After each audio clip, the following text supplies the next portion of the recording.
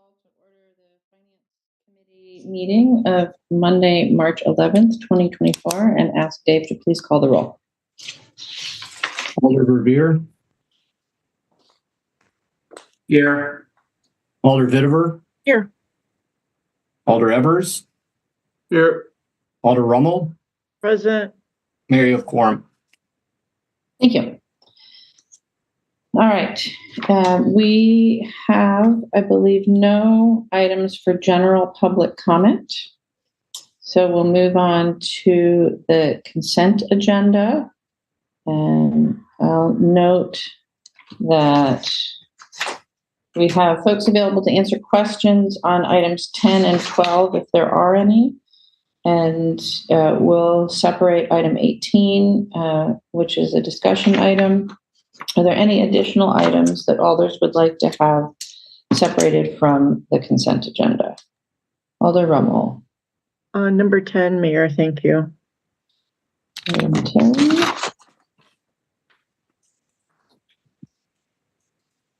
Alder, are there any additional items that alders would like to have separated from the consent agenda? Seeing none, then we will separate items 10 and 18. And Alder Revere, can I get a motion on the consent agenda, please? Oh, I'm sorry. I completely skipped disclosures and recusals. Are there any disclosures or recusals? Alder Vitiver. Disclosure on item 16, I'm an employee of Wisconsin Department of Health Services. Thank you, Alder. Any additional? If not, then Alder Revere, a motion on the consent agenda.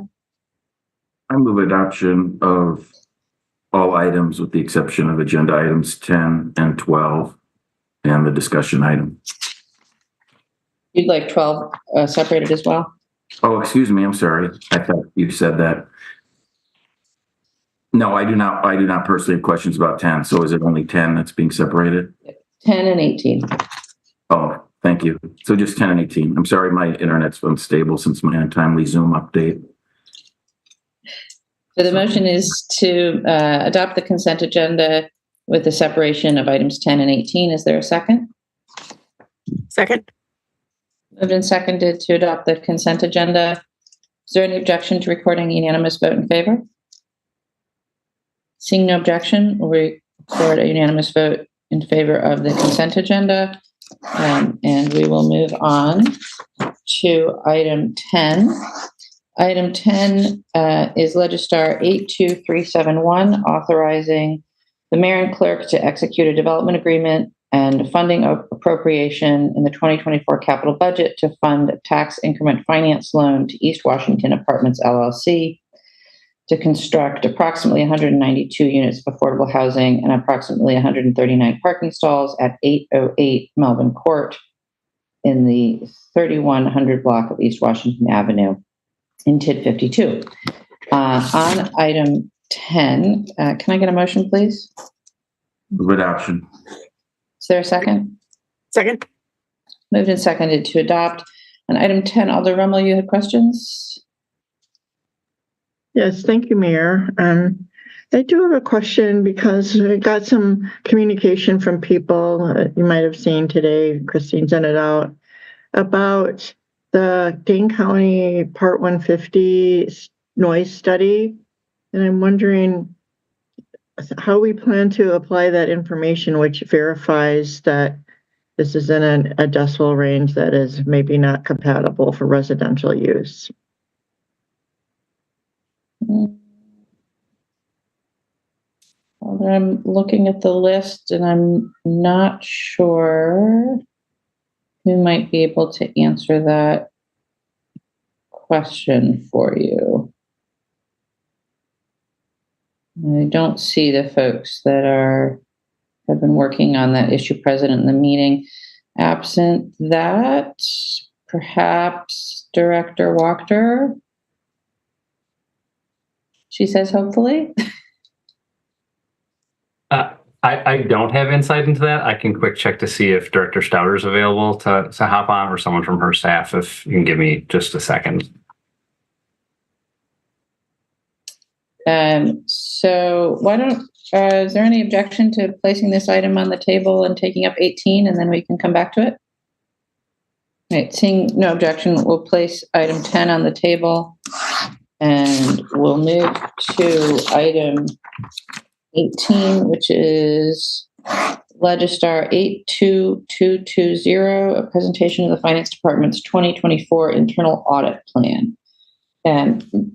Dave, do you want to kick this off, or is it Cola? I'll kick it off, Mayor. Thank you. As you may recall, we did walk through the internal audit plan for 2023, and we made some progress on that. And we are back to talk to you about what it looks like for 2024. And Kola Akintola, our internal audit manager, will walk through that presentation, and we'll need the ability to share screen. So, Kola, I'll turn it over to you. And Ariana, if you can make sure that Cola can share screen, please. Yep, the permission is enabled for sharing screen. Thank you. Okay. Good evening, everyone. I'm going to share my screen just like David said.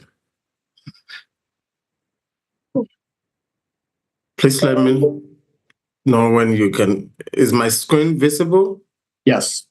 Thank you. Just like David said, this is just an update for us on the major activities for 2023. We started with the City of Madison Municipal Court audit. We completed the project, and the final report was signed by the judge, the municipal judge, and David, the director of finance. You also approved for us to audit the Madison Parks division, but due to staffing issues, we were not able to complete that last year. But this year, we have commenced that towards the end of last year, and at the moment, we're at the fieldwork phase. Fieldwork phase is when we'll test the work papers to ensure that there is compliance with what is documented as their procedures. The single audit was completed in May 2023, and the report had been issued. We intended to have what we refer to as enterprise risk assessment, a process through which managers and organizations identify risk inherent in their procedures, and they also find corresponding controls to mitigate against such risk. For staffing issues, we were not able to do that last year. This has been rescheduled to this year, and we have been in progress about this. The internal audit continues to monitor grants, control reviews across the agencies on grant expenses and grant reporting all through the year 2023, and we also hope to continue to do that this year.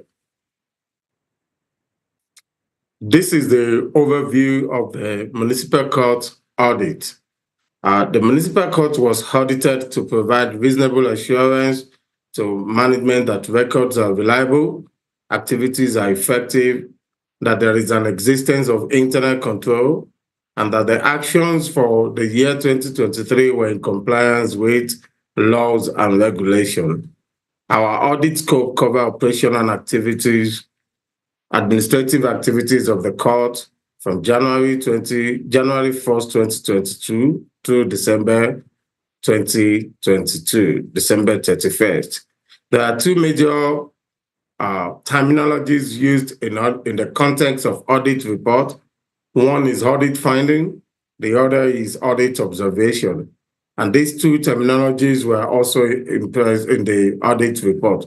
Audit findings are specific conclusions, results that indicate non-compliance or area of concern that the auditors have identified that requires management to respond and also to have a corrective plan action. Whereas audit observations are areas that the auditors are identified as well, but they are not risen to the level of a finding. these do not require, they were just to be brought to the attention of the management of the audited agency.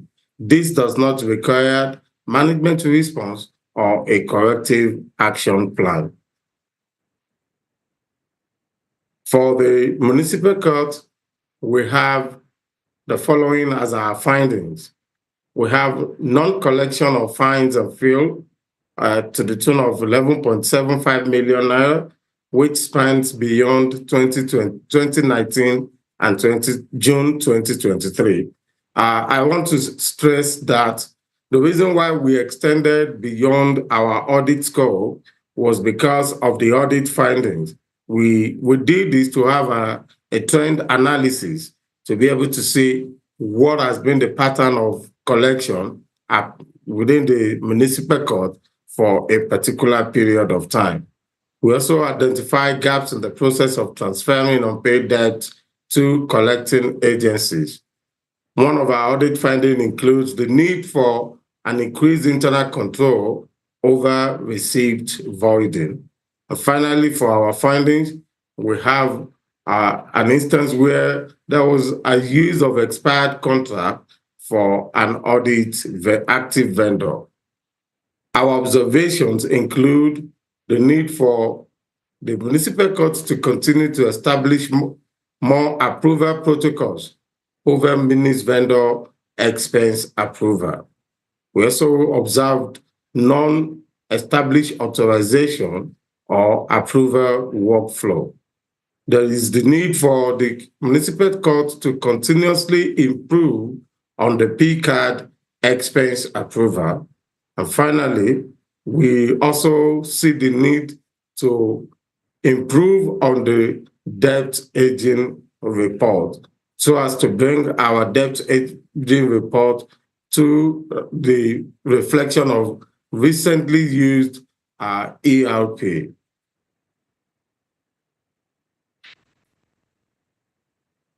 These are the proposed annual audit plan for 2024 that we have come to seek your approval for at this time.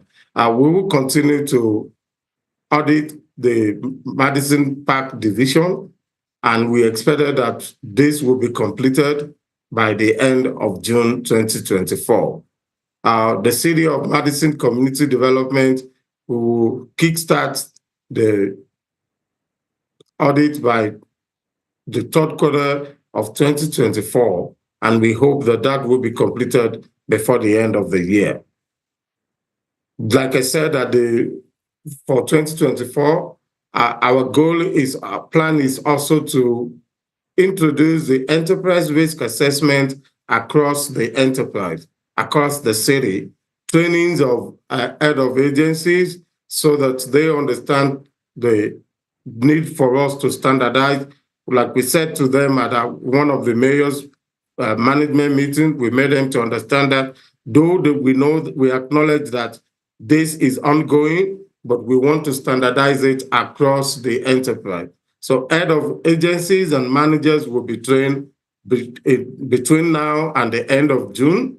And hopefully by the end of the year, the last quarter of the year, the first enterprise risk assessment across the enterprise will be conducted.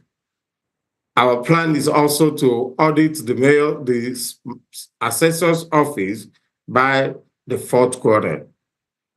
Continuous internal control, continuous monitoring is what we do across the enterprise, across the year. One of the things that we will also do this year is to continuously monitor cash that are collected from cash collecting locations across the agencies that are collecting cash on behalf of the city.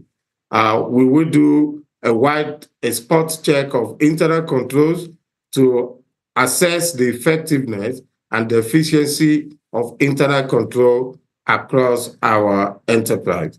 And finally, this year, our goal is also to continue to monitor controls around our grant application, grant reporting, and grant expenses.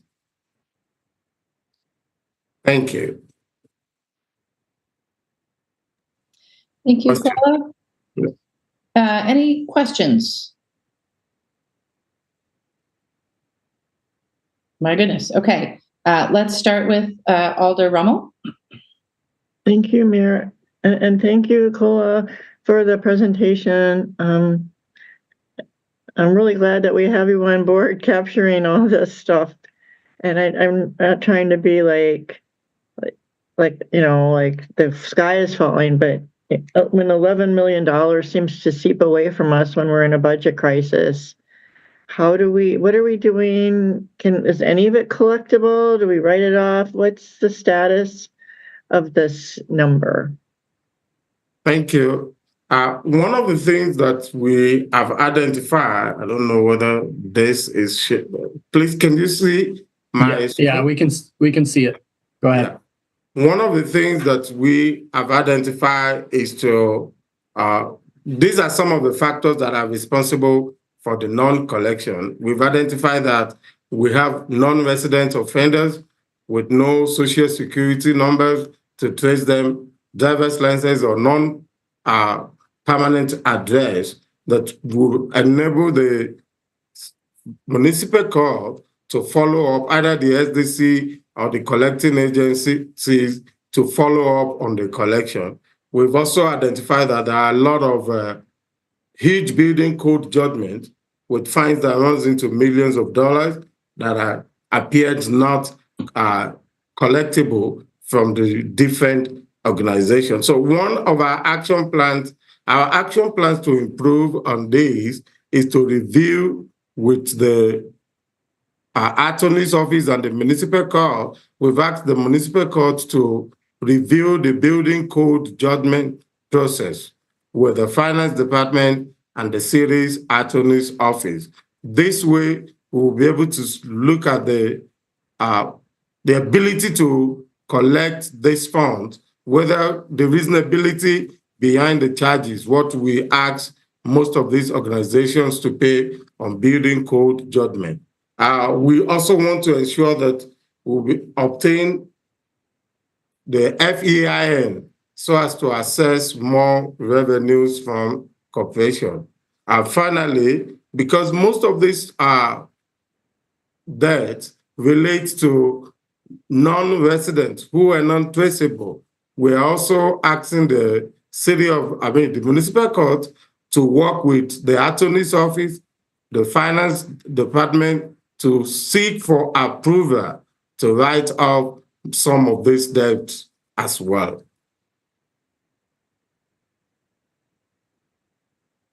Is there a best practice approach to like some debts just not going to be collectible? Is there like anything I don't know how the state is an industry of debt collection, but what are the expectations? Obviously not always 100%, but what should be our goal? Our goal is to ensure that, like we agree with with the municipal court, we want to work with them once they identify these non-collectible debt. We want to make sure that every offender that has something that can be followed up on continuously to ensure that the fines are collectible. We want to reduce the amount of fines that brings exposure to the city that might eventually have to be written off, or because what they do presently is to go out to the SDC and then the collecting agents.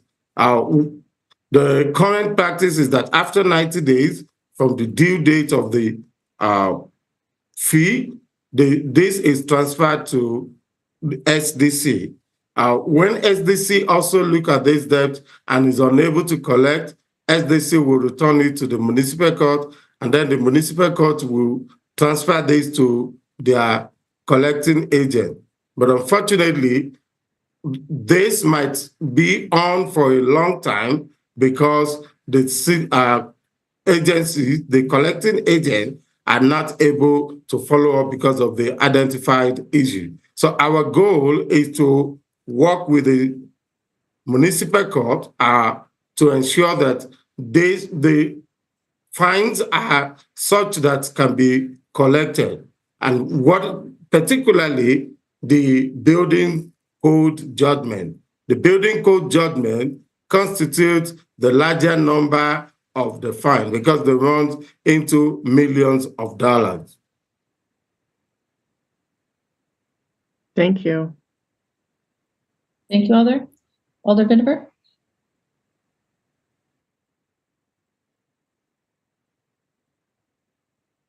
There. You used a term that I was unfamiliar with called debt aging. Could you describe what that term is and what it means in this context, please?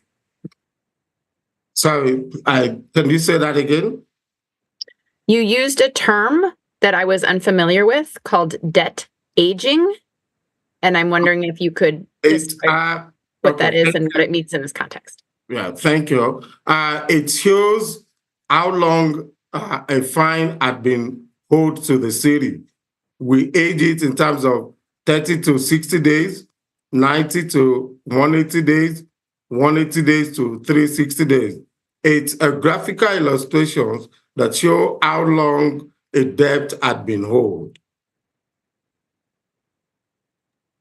Thank you, Alder. So is the idea that if it's past a certain point, that's when we want to write it off?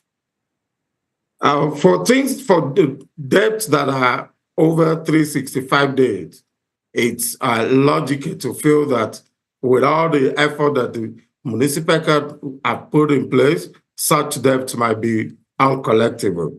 And so we are asking them to seek approval from the necessary quarters so as to be able to write off such debt from the books.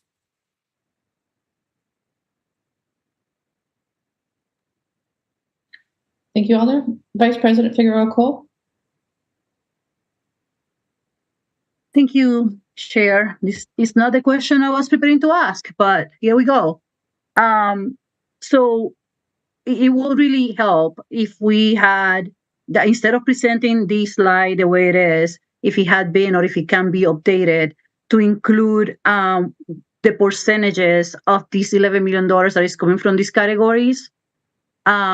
The second item, they are saying a huge building code judgment of millions of dollars. I would like to really understand what that means and what the building codes, the top ones are.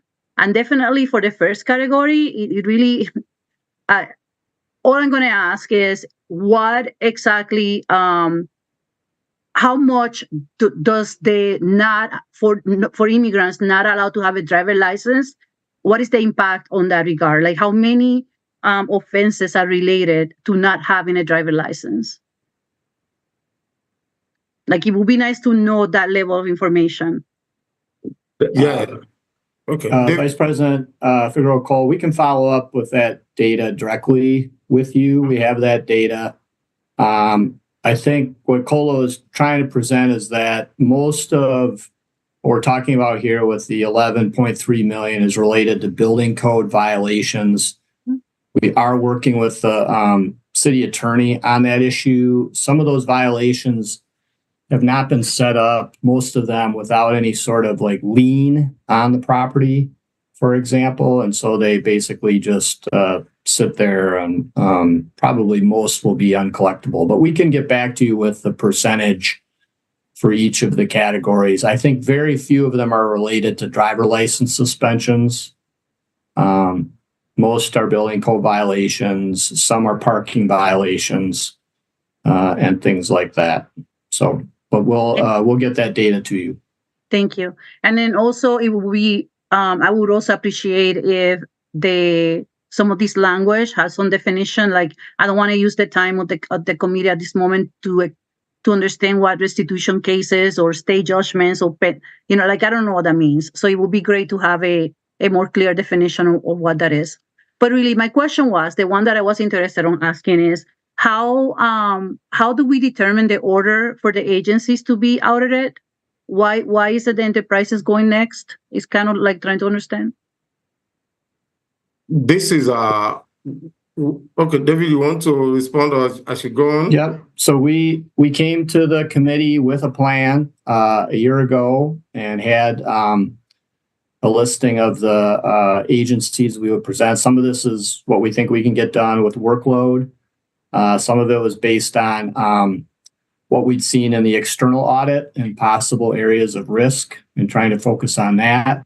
That's why we're putting the enterprise risk assessment in place, so we can have a more standardized approach in identifying risk areas and then how to set up the cadence for the agencies. But every agency will be audited on a regular basis, probably a 5-year cycle. So do you have a schedule for honestly, like on these, with all these budget talks that we're having right now, personally, I would love to see the 3 top agencies that use the general funds being prioritized for these kind of audits. So do you have a schedule for when, what the rotation will be? We have the outline of one. I think we went through that a year ago. Now that will be subject to change, I think, once we do the enterprise risk assessment. May move things up or down the list, but we can provide that information to you. I think we had that in the presentation a year ago. Okay. All right. Thank you. Those are my questions. Thank you, Alder Verveer. Thank you, Mayor. Thank you, Cola. I found your audit of the municipal court to be extremely interesting and appreciate the court's cooperation working with you, and appreciate reading Judge Koval's responses to each of your concerns. And obviously, their audit findings are very concerning considering the number of high-risk areas that you identified. I do have several questions. I'll just say at the outset that your audit findings were on my mind at the last Common Council meeting. We were discussing the anticipated $27 million operating budget shortfall, but I didn't mention it because all I had at that time was your PowerPoint slides from our last Finance Committee meeting when this was anticipated to be a agenda item. And when I saw the figure of over $11 million in uncollected debt, I thought perhaps it was a typo. And then it was only until, of course, we received your audit report a couple days ago that I realized the full context, that it's 4.5 years that make up that $11.75 million of unpaid fines and forfeitures owed to the city. So why don't I appreciate that the court administrator, Christy Zamber's here. I appreciate, Christy, you being here, and perhaps appropriate, you might answer some of my questions as well. But I'm wondering if, either Cola or Christy, you could just help us understand about how many years ago did we go to this current system of our primary collection method being depending on the Wisconsin Department of Revenue. So, for example, how many years ago did we last involve WSDOT and the DMV in terms of using their tools, if you will, to collect debt? Well, first of all, everybody, hi. For those who don't know me, I'm Christy Zamber, the court administrator. Are you talking, so the state debt collection program is the main tool that we use. That's through the Department of Revenue. And Mike, you just said Department of Motor Vehicles. Yeah, so what I'm wondering about is, I'll say in the old days, Christy, and you've been, for those that don't know you as well as I do, you've been our dedicated court administrator for many, many, many, many years. Thank you for that. Long appreciated your service. But in the old days, for example, for something as serious as OWI, I thought that we suspended driving privileges for unpaid debt. That was the old way of doing things, along with, you might recall, we used to issue warrants as well. Oh, yes, I was going to mention that, yeah. Yep, which both of those can be effective tools for collection, but then they have collateral kind of consequences for people. Might lose their job if they can't drive to work, or they will continually get more tickets, and then it becomes an unending cycle of not being able to pay. And same with warrants. So the judge or the court kind of stopped doing that, and instead we refer debts to the Department of Revenue for collections. So it doesn't affect their ability to have a valid license and get to work and care for their families. Yeah, I appreciate that very much. And I don't think any of us policymakers support a debtor's prison or widespread or routine use of warrants Yeah. for unpaid fines and forfeitures, to be sure, nor for OAR or driving without a license to Vice President Figueroa Cole's concern. And by the way, I'd refer folks to Appendix B in the audit report if you haven't had a chance to look at it yet, to see the level of detail as to over each of the last 4.5 years, each type of debt that's been uncollected. So, for example, operating while intoxicated is one area that is particularly concerning to me because it's pretty much the most serious traffic violation that is reportable to municipal court. But anyways, about how many years ago did we only go with SDC as our primary means, would you guess, Christy? So we first were able to use SDC in 2015. And back in 2015, we still, if you'll remember, we still had that custom court software that didn't interface to SDC. So we would have to list debts on there for collections, one case at a time. Now with, in 2019, we started using the TIPS court management software, and that has an interface to the SDC program and has a batch feature so we can list cases more efficiently using SDC. So that was about the time that became our main tool. And before that, did we use TRIP? Did we use the DOR's tax? We used fund intercept program? We used a private collection agency. Stark, yep. And then the thing with Stark is then we pay a commission exactly on anything they collect. So for those who don't know, the SDC program is administered through the Department of Revenue, and they have a lot of collection tools at their disposal. It's pretty much any means they can use to collect delinquent income taxes, they also can use to collect our forfeitures. They can set up payment plans with debtors. They can do wage attachments, bank levies, and then offset any refund for income taxes. And then this program is free to the city. So that's our preferred method of collection. Thank you for explaining that to everyone. And Yeah. So do we use DOR's other program that it sounds like maybe they're phasing out the older I remember it from the 1990s with the tax refund intercept program? No, that one is still available, but it's a passive collection tool. So debt can sit there, but they would just intercept any income tax refund. They don't do the other methods as far as wage attachments or bank levies. So in the audit report, it still mentions, I'll call it TRIP, it still mentions TRIP, but do we still use it or do we send everything? We do. And how does the court decide which DOR program to utilize? Yeah, it depends. The court will look at what is the balance. For example, SDC will only take a debt that's $50 or more. We can use TRIP for debt that is $20 to $50. And then SDC, once they accept a debt, they might return it for certain reasons, like no assets or wages are available, the person has a disability or is incarcerated for a period of time, or they've had past experience with non-collection.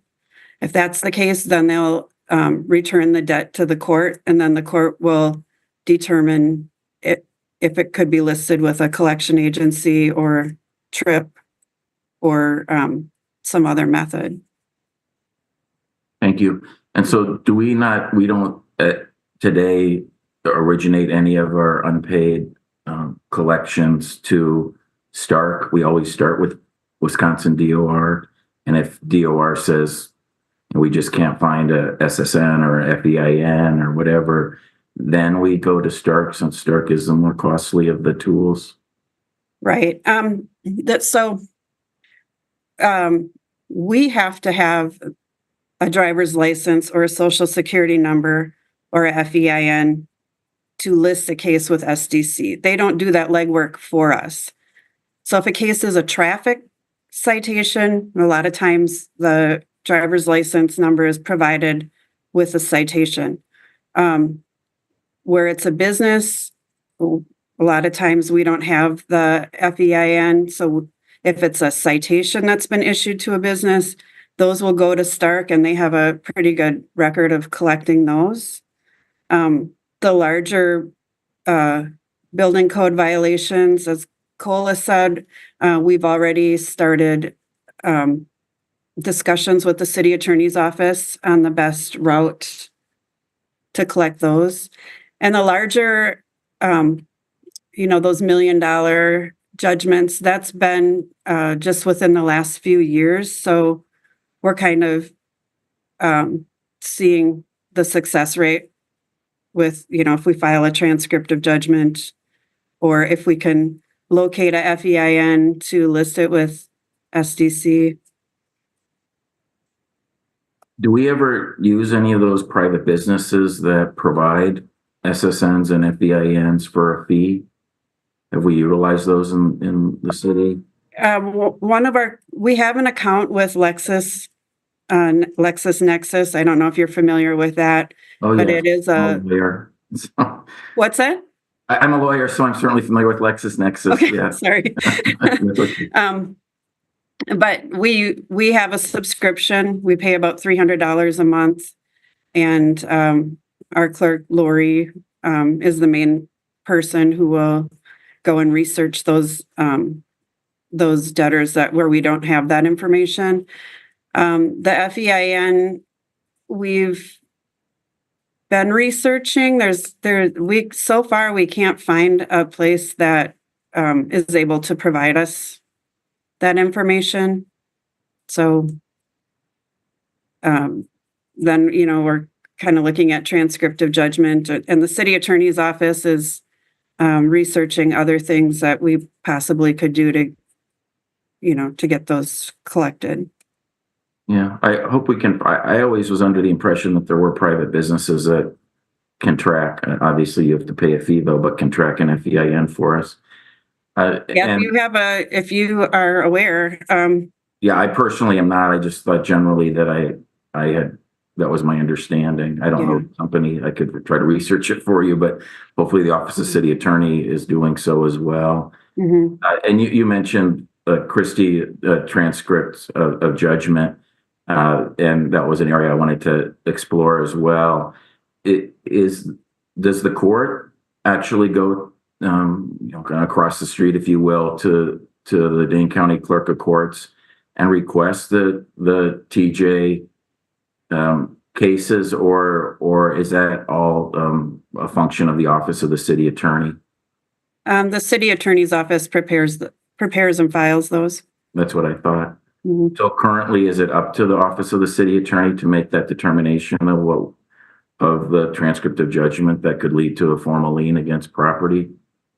We're working together to see what identifying information do we have. Could we list it with SDC, or do we feel that the transcript of judgment is the best way? It kind of depends on if it's a corporation or if it's an individual who owes the debt. and what information we have. From your experience, have transcripts of judgment been effective? Not really. No, not at all. I wouldn't say not at all, but it's not a very effective means in my experience. I did it over the weekend after I read the audit report. I did a cursory search on CCAP, and it looked like there were hardly any transcripts of judgment that the city has filed in the last couple of years. And the ones we have are, for hundreds of thousands of dollars owed to the city. Yeah. Perhaps I could put City Attorney Haas on the spot, Mayor, as well, and ask if he has anything to share on this topic at this time and how his office is assisting at this issue. Thanks, Alder. As Christy said, we've just started to meet with the court staff. There are a lot more complications than I initially expected, as you can imagine, with government functions. And so we can't look at the $11 million figure as something that is likely to be paid to a substantial degree or anytime quickly. There are a number of factors, as Christy outlined. There are trade-offs, as you know, others may not. A transcript of judgment creates a lien on property, so the property cannot be sold until our judgment is paid off. But there are also some downsides to doing that. My understanding is we cannot do that if we have the debt placed with the state debt collection services at DOR. Also, if there's some partial payment on the judgment, the transcript of judgment would continually have to be updated. So we had an initial meeting with court staff. We are trying to look into some of these questions, like whether there is any prospect to obtain FEIN numbers for different corporations, and looking at what we can do legally and also, practically what the best options are. So I think that will also involve some discussions again with the finance department after we have a chance to do some research. Thank you. I appreciate that, Mike. And then just a couple of other random questions, Christy. And again, thanks so much for being here and making yourself available. Sure. The next question I had was actually about, and we see in Appendix B that there's a lot of unpaid parking fines due to the city. Can you remind me, I know the first kind of line of parking citations is MPD and court services and GR10. Can you explain when the court becomes involved, and maybe Cola can also just confirm.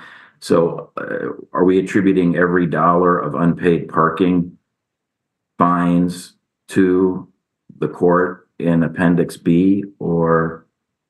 No, so a person can dispute a ticket through MPD, and then if they don't reach a resolution there, they can request a court date, and then the summons and complaint for their parking tickets would be filed in the court, and then follow the same process as any other citation. Same with payment plans too. If somebody needs a payment plan, they can request the court date and then request a payment plan through the court.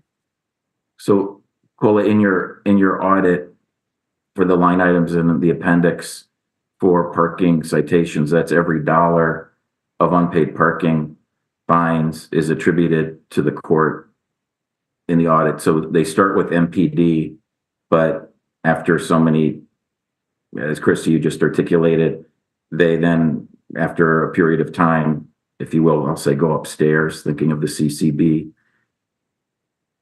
Yes, that's correct. So One of the things that we also identified was that some of these parking tickets that relate to the employees, the city's employees, were also tried along with the ones that were received from outside the city employees. Does that answer the question? I didn't understand the part about one of the issues is city employees receiving parking citations. I didn't understand that. Sorry.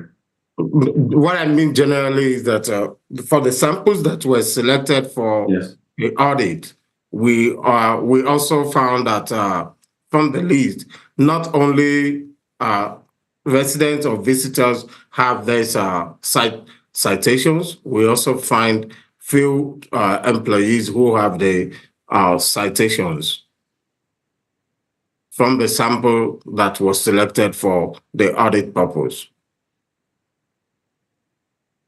City employees. Yes.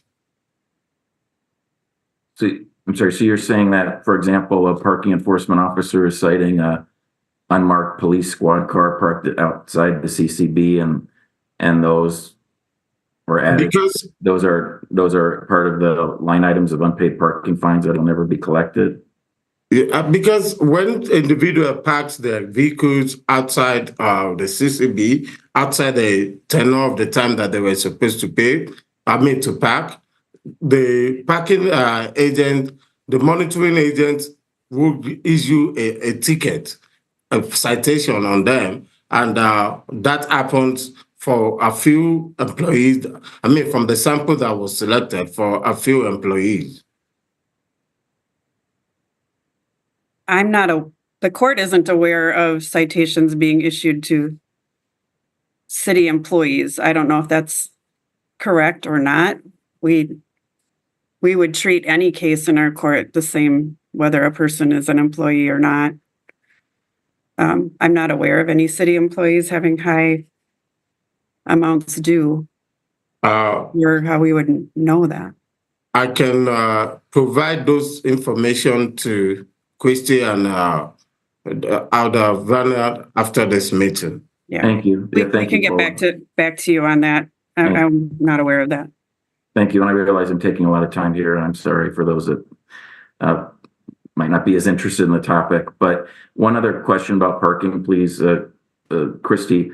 Are we still towing those that parking enforcement officers, those vehicles that PEOs come across that have significant unpaid fines, and also suspending vehicle registration at the DMV for those that have significant unpaid parking fines?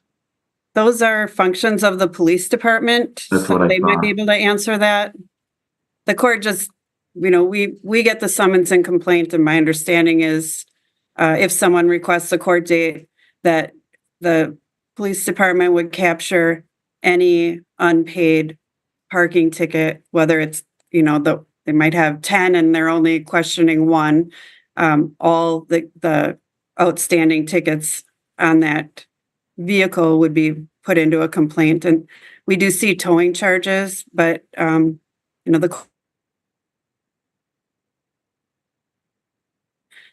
so what makes it onto that summons and complaint would actually be a question for the police department. Then you think it is still MPD as opposed to, since parking enforcement has now transitioned to the transportation department? Yeah, well, we receive our complaints from court services and MPD. Yeah. Okay. And then, and again, I'm sorry I'm taking so long. I'll try to move my conversation offline, but I just had one other question or two, and maybe this is for either Cola or you, Dave, actually. Do other city agencies routinely collect debt through DOR, through the state debt collection program? And one area I was curious about is our ambulance billing contractor, AMR. Does Andrus Medical Billing, what collection methods do they utilize, and any other areas of collection that you might wish to share that might be useful for the court, if not already being utilized? I think that's primarily done through DOR with Andrus, as well as other collection agencies they may use.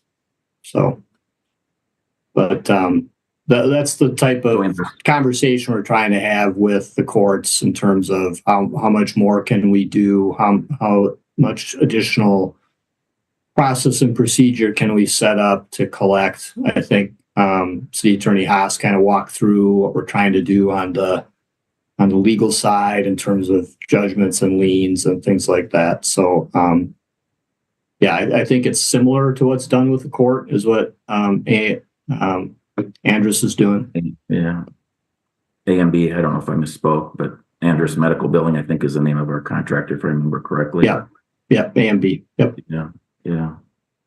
And you think they do use SDC? I'm pretty sure they do. Yes. Okay. I was just curious. Well, I know that the finance department utilizes SDC too. I'll just share a quick anecdote with folks. I, like all of my council colleagues, from time to time have neighborhood meetings where we utilize postcards as a means of communication, and then ask the business that might be the reason for the neighborhood meeting, like a proposed land use development or alcohol license applicant, to pay for the cost of the postage. And only a few years ago, a local developer misplaced our letters or bills from the Common Council office. This is when the council office was still kind of sending them out. And their debt was referred by the council office to the finance department to SDC. And the developer was completely embarrassed when they received their letter from DOR. Very apologetic, paid their debt to the city immediately. So, believe it or not, the Common Council office actually has utilized SDC via the finance department in the past, and has had very good results, at least in the one case that I'm aware of. So that kind of leads me to my last area, and that is, Cola, in your remarks, I think it was in response to a question from Alder Rummel, you suggested writing off debt as early as 12 months, and that seems really premature to me. Could you just elaborate further on that? Why would we write off debt as early as fresh as only a year old, when folks' life circumstances change regularly, and someone, might take a year or two? They might certainly be on payment plans where they miss a payment plan, but then want to go back to the payment plan that the court has authorized. Why would we want to write off debts as early as only 1 year? It's just a suggestion on our part. And the reason is that from the trend analysis that was conducted, we found out that that's one of the reasons why I was talking about having a kind of a design for the agent, so that we'll be able to see it per the time. We discovered that debts that are over 365 days, it takes a while from even when it is sent to the collecting agents, we hardly have a response back on the collection that is being able to recover the money back. There are times that we have seen, there are few occasions that we found out that debts after 4 years were recovered. If it's written off and it's recovered eventually, that's a plus to our financial reporting, rather than keeping them on the financial reporting as debt or receivables, and not being able to ascertain that these debts are collectible at the end of the period. I see. So you're referring to the city's books as opposed to pulling an unpaid debt from the Wisconsin Department of Revenue, for example. Because you just think of, for example, someone's income tax return, and those are only filed annually if you're filing on time.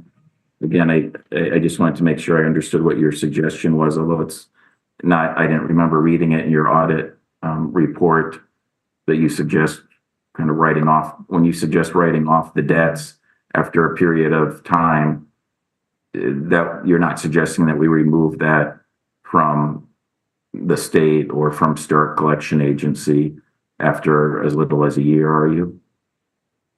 What we're suggesting is that once municipal courts have explored one avenue of recovering and it's not recoverable after 1 year, it's more feasible that such debt be written off our records. Including ceasing any collection efforts? No. Okay, good. Thank you for clarifying that, because that was troubling my initial understanding of what you articulated. Okay. Thank you, Paul. Yeah. So, Christy, I see that you wish to respond to something I said. Yeah, that was, I just wanted to jump in there and point out two things. One, when you're using the SDC program, you cannot use any other collection means. That's part of our agreement with them. So you can't list it at SDC and also attempt to collect it through a collection agency. And then the other thing is, we collect on, SDC is still collecting debts that are, 20 years old. I mean, it's still on the court's records, but as Cola said, maybe they don't consider it collectible on the city's books. Another thing is when we list debt at SDC, there is a hierarchy. For those that don't know, the Department of Revenue debts get collected first, then child support, then state agencies, then local government. So it may take a while for us to get the money, but as long as that debtor, if they feel that they can collect eventually, they keep our debt there. Thank you. Yeah, thanks for those reminders, Christy, very much. Sure. In closing, Mayor, I don't have any further questions. I know I've taken a lot of time. I just want to say that I hope none of my questions were taken the wrong way by anybody. I want to appreciate that the court has long been known as extremely compassionate and understanding, has always been very liberal in their allowance of payment plans, of community service as an option, of restorative justice. So I know it's something that all of us policymakers agree with, and so I didn't want anyone to take that. First, I wanted all of my colleagues to realize that the court does all those things, as Christy could go into detail, but we don't need to do that now. But that before any of this ever would go to collection, the court gives all sorts of opportunities, especially to folks of low income means and indigency, to engage in, again, community service, payment plans, restorative justice, and the like. And something that we all agree is very important to do in terms of equity.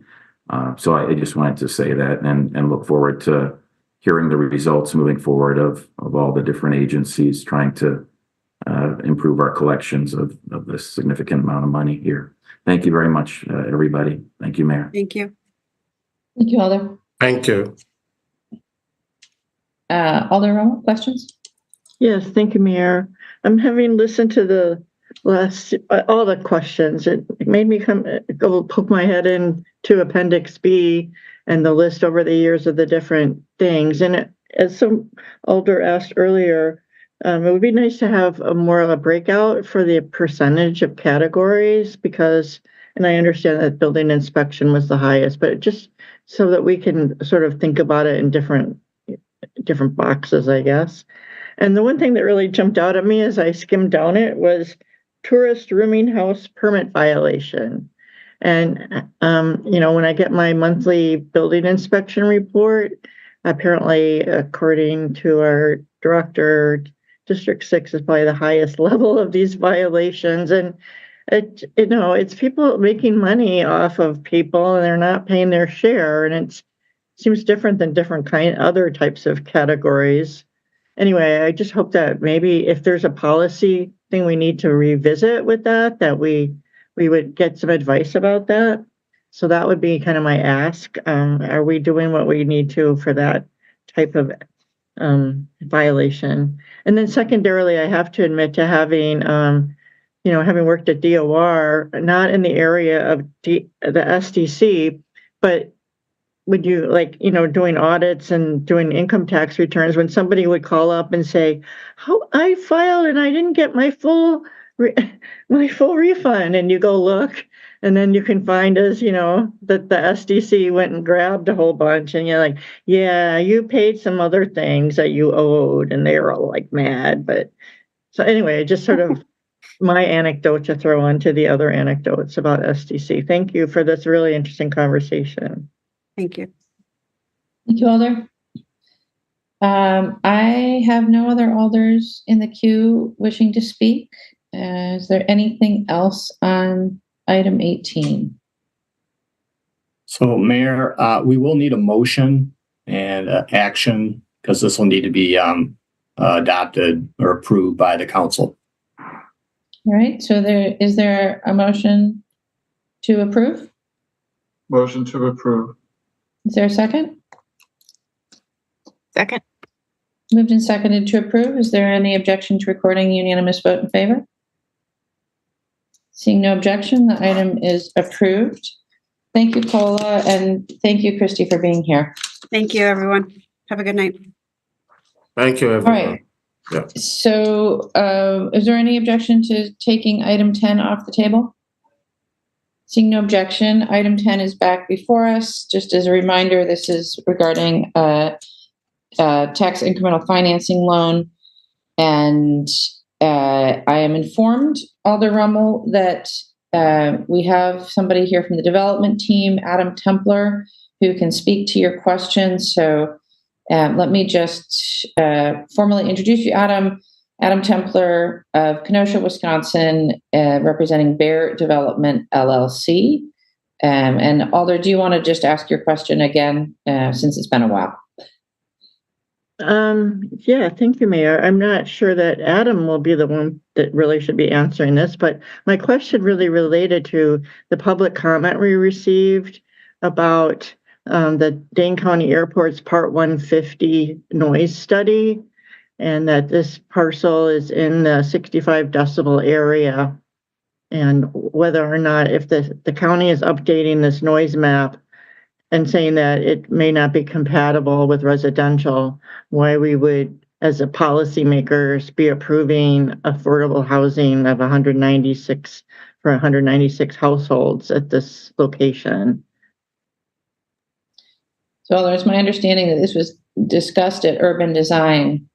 Adam, do you want to speak to that conversation? Here, the TIF was not discussed at Urban Design, but yes, let Adam tell us if they would use TIF to insulate. That might be a useful question. Sure. Thank you, Mayor. Everybody able to hear me okay? Yes. Right. So we, as part of our development process, we did go through and use HUD's, it's called the stray cat calculation, which takes into account exterior noise levels, the 65 decibels that you referenced. Then looks at the insulation, window composition, patio doors to then determine what the interior noise levels are. HUD has levels then that they deem acceptable. So in going through those calculations, the insulation factors, the patio doors, the windows combination brings that interior noise level into the HUD range of what is considered to be acceptable. So we ran these calculations at 60, 65, 70, and so on to confirm that the interior noise levels do meet HUD's guidelines. So I think maybe a short answer to your question is yes, the funding, additional funding is being used to provide better sound mitigation on the interior of the building. Thank you. Thank you, Alder. Any additional questions on item 10? I do have a question, Mayor. Like, how are we as a city going to look at the Part 150 study, if in any way? Because it does talk about areas where housing is not encouraged. And are we going to pay any attention to that as policymakers? And maybe the answer won't be on this item, but as I just want to put it in front of the body. Yes, Alder, as you know, my office has been engaged with the airport throughout this entire process, and we've had representation on the relevant committee that the airport assembled. And we were, I would say, surprised by their final report, and are in conversations with county staff now about what we feel is a perhaps inappropriate restrictions on very much needed housing in our community. So stay tuned. They haven't finalized their report yet, and they haven't submitted a final report yet. So we're very much still in conversations with them. And Mayor, may I ask, like, should we expect to hear from your office about these conversations? Would there be some presentation or any committee, or I don't know where it would show up, but. I mean, I think that ultimately it depends on what the airport decides to submit. Okay, thank you. Thank you, Alder. Any additional questions on item 10?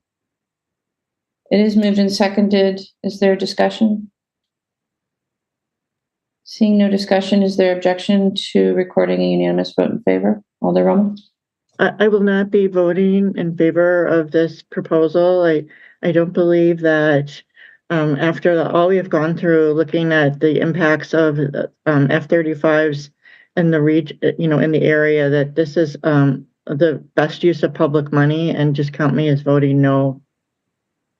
We'll record Alder Rommel as voting no. Is there any objection to recording the balance of the committee as a yes vote? Seeing none, that vote will be recorded. And that brings us to the end of our agenda.